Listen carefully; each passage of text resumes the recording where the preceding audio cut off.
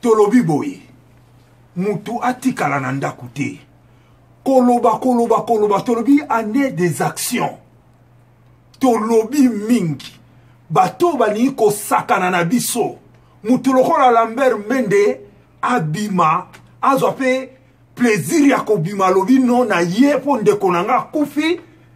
na ye kolela ye aye po akunda ye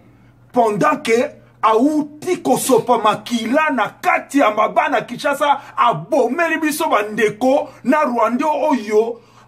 akomise instrument na ye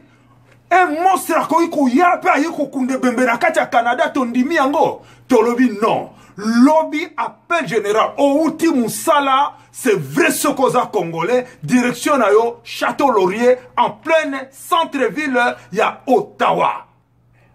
na 16h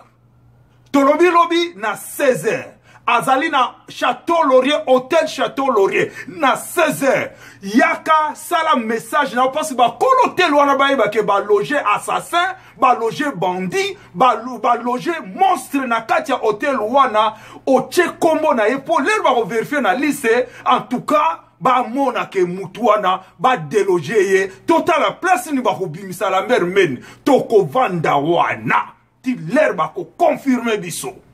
Montréal ezali kambo combattant lobaki te tout Montréal et Yinda Lambert Mende to monde entier ba mona place ni akovanda na kiti azolela ndeko na ye wana Montréal ekufi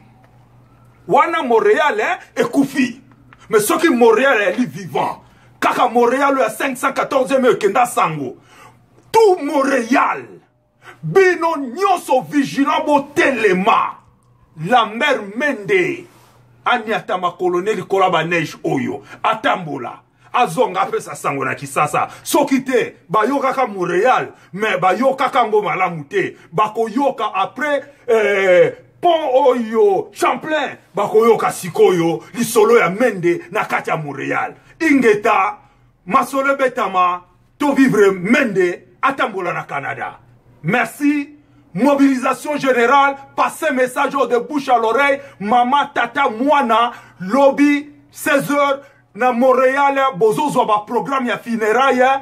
Funérailles wana ezala ya famille ya Mende te. Tosuki siwana, tokoloba mingi te.